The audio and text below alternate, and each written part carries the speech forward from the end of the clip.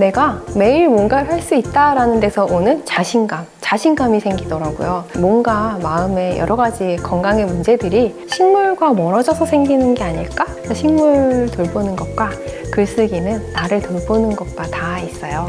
나를 돌본다는 얘기는 나를 사랑한다는 얘기거든요. 나를 사랑하게 되는 방법이라고 저는 생각합니다.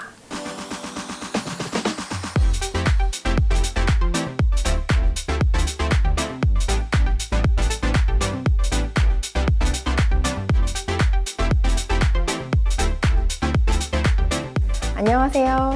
초록생활연구소 대표이자 식물과 관련된 글 그리고 강연 등을 하고 있는 작가, 그리고 오래오래 기분 좋게 사용하는 더 리빙 팩토리를 운영하고 있는 정재경이라고 합니다. 반갑습니다.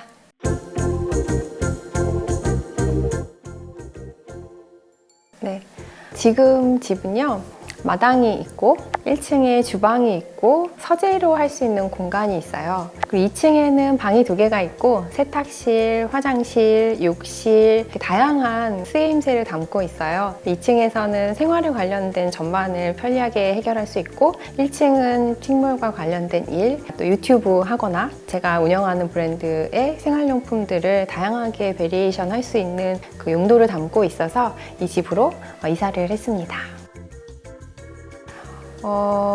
저는 아침에 일어나자마자 20분 동안 글쓰기를 해요. A4 용지 3페이지를 무의식의 흐름대로 그냥 적는 건데요. 그걸 한 다음에 운동을 하죠. 운동을 하고 일과를 시작을 하는데요. 일과 시간은 저도 여러분들하고 비슷해요. 저희는 10시부터 5시까지 업무 시간이거든요. 그 시간에는 생활용품 브랜드 더 리빙 팩토리의 일과 그다음 초록생활연구소의 일을 같이 진행해요. 근데 주로 연구를 하죠. 지나가다가 식물이 좀 목말라 보이면 물을 주고 글도 쓰고 그리고 관련된 그런 정보들을 팔로우업하고 이런 시간들이 있고요.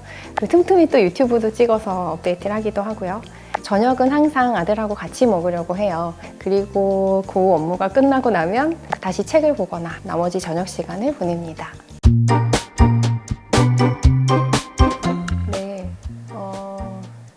제가 이사하기 전에는 200포트 정도를 키웠었는데 지금 이사하면서는 그래도 100개 가까이 되는 것 같아요. 제가 제일 중요하게 생각하는 거는 저는 실용적인 게 중요해요. 그리고 아름다운 게 중요해요. 그렇다고 식물을 소모품으로 바라보거나 무생물처럼 생명이 없는 대상으로 바라본다는 뜻은 아니고요. 식물을 키우더라도 공기를 정화하는 식물을 위주로 키워요. 공기정화 식물과 공기정화 식물이 아닌 거는 60배 가까이 공기정화 능력이 차이가 나요. 그래서 저는 기왕이면 공기정화 식물을 위주로 해서 실내에서 키우고 싶고요. 스파티필름이 실내에서 굉장히 강하게 잘 자라요. 하얀 꽃을 피우는 애들인데 걔네들이 좀 많고요. 스킨답소스라는 식물도 있어요.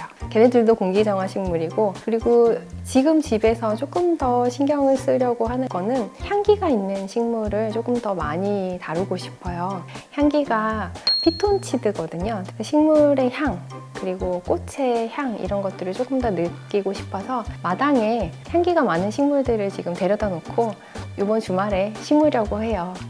맞아요. 하루는 자다가 숨이 안 쉬어져서 깼어요. 그래서 왜 그렇지? 어디가 아픈가? 이런 생각을 했는데 미세먼지가 매우 나쁨이었던 거예요.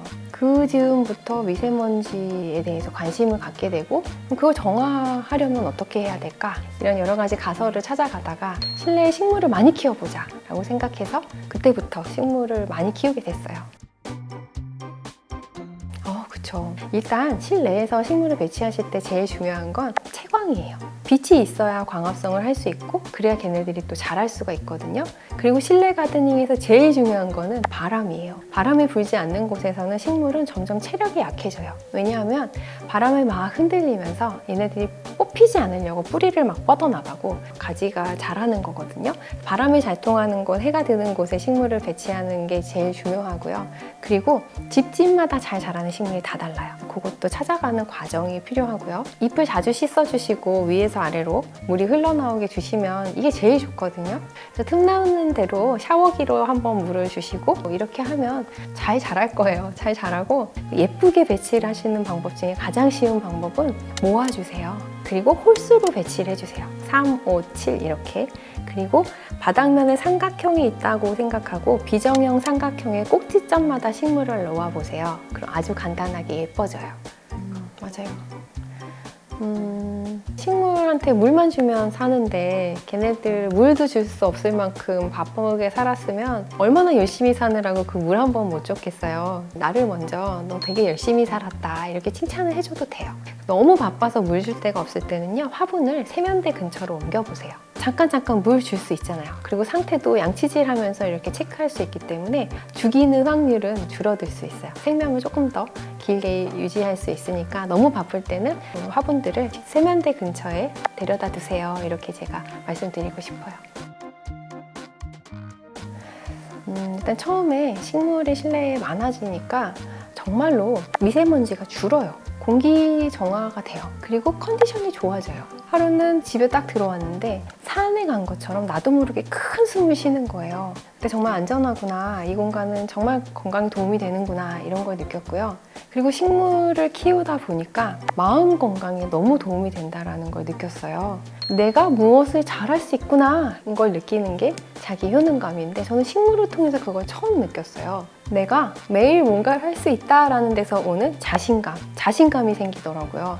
그래서 저는 식물과 함께 살아야 된다라는 이야기를 만나는 사람마다 하고 있고요. 그리고 현대인이 가지고 있는 몸과 마음의 여러 가지 건강의 문제들이 식물과 멀어져서 생기는 게 아닐까? 그런 생각을 하게 돼요. 식물은 있는 힘껏 살면서 있는 힘껏 꽃을 피우는 거죠. 그런 걸 보면서 저도 나도 있는 힘껏 살아야겠다. 저렇게 작은 풀도 있는 힘껏 사는데 나는? 이런 생각이 들더라고요. 그래서 관찰을 하는 동안 그게 생명의 원리라는 거를 깨닫게 됐어요. 생명에 있는 모든 것들은 그냥 원래 열심히 사는 거예요. 그래서 그런 게 저한테 큰 공부가 됐어요. 지금도 계속 공부를 하고 있고요. 네. 아침에 글을 쓰게 된 계기는요, 식물을 많이 키우다 보니까 이 좋은 거를 여러분들과 함께 하고 싶다라는 마음이 굉장히 커졌어요. 그럼 어떤 방법이 있을까 고민을 하다가 내가 할 수 있는 방법은 글로 전달하는 것 같다라고 생각해서 브런치에 연재를 하기 시작했어요. 그 글들이 생각보다 반응이 좋아서 처음에 몇 개는 정말 재밌게 썼는데 쓰다 보니까 잘 안 써져요. 그러다가 아티스트 웨이라는 책을 만났는데요. 매일 아침 일어나자마자 20분 동안 글을 쓰면 1년쯤 지나면 책이 한 권 나온다라는 이야기를 해요. 그래서 궁금해서 계속 해봤고 2017년 6월 11일부터 오늘 아침까지 하루도 빼놓지 않고 매일 썼어요. 근데 진짜로 1년이 되기 전에 책이 한 권 나온 거예요. 그래서 계속 지금도 쓰고 있고 1년에 한 권 정도씩 계속 나오고 있어요. 근데 그 책에서 저한테 가장 커다란 위안을 주었던 말이 매일 쓰면 작가다라는 이야기가 있어요. 작가는 누가 너는 이제부터 작가야 라고 얘기를 해주는 게 아니에요. 내가 나를 작가라고 생각하고 매일 쓰면 되는 거예요. 어쨌든 매일 뭔가 시간을 투입해서 하다 보면 어쨌든 어제보단 오늘이 조금 나아지거든요. 여러분도 한번 해보세요. 진짜 자유롭고 가벼워져요. 감수성이 잘 반응하는 장소를 찾는 게 도움이 조금 더 되는 것 같긴 해요. 그런데 반드시 그런 건 아니에요. 그냥 일어나자마자 아무 곳에나 쓰면 되고요. 아침에 모닝 페이지를 쓸 때는 노트와 만년필을 준비를 해놓고요. 작은 전등을 켜는 걸로 시작을 해요. 따뜻한 전구를 켠 다음에 바로 펼쳐놓은 노트 위에 쓰기 시작해요. 왜냐하면 무의식이 활발할 때 쓰는 게 좋아요. 무의식은 직관과 통찰의 뇌예요. 의식은 우리가 판단하고 평가하죠. 의식에 불이 들어오는 순간 정신이 깨기 시작하면서 검열이 계속 생기고 저항이 생겨요. 그래서 의식이 깨어나지 않는 가장 빠른 시간 안에 20분을 쓰는 게 중요해서 그렇게 하고 있고, 그래서 지금은 등불 켜고 노트에다가 만년필로 쓰고 있습니다. 글쓰기와 식물을 돌보는 일의 공통점은 나를 돌보는 거예요. 식물을 돌보는 동안 몸을 쓰게 되죠. 어쨌든 손을 쓰고 손으로 촉감을 느끼고 물소리를 듣고 얘네들이 움직이는 걸 바라보고 나의 오감을 사용을 하게 되잖아요. 그 과정에서 우리는 지금 현재에 집중하게 돼요. 그 얘기는 과거의 그 상처, 미래의 걱정거리에서 벗어나서 지금 현재 내 삶에 집중하게 도와주는 굉장히 좋은 도구거든요. 근데 글쓰기도 마찬가지예요. 글쓰기도 매일 아침에 쓰다 보면 내가 지금 이런 걸 고민하고 있구나. 내가 이런 것 때문에 상처를 받았구나, 이런 것들을 객관적으로 볼 수 있어요. 글씨로 종이 위에 내 고민과 걱정거리를 옮기는 순간 이만큼 크게 느껴졌던 두려움이 되게 작아지는 거예요. 에게? 이렇게 되면서 걱정거리가 줄어드는 거죠. 식물 돌보는 것과 글쓰기는 나를 돌보는 것과 다 있어요. 나를 돌본다는 얘기는 나를 사랑한다는 얘기거든요. 사랑해야 돌보죠. 사랑하지 않으면 무관심이죠. 나를 사랑하게 되는 방법이라고 저는 생각합니다.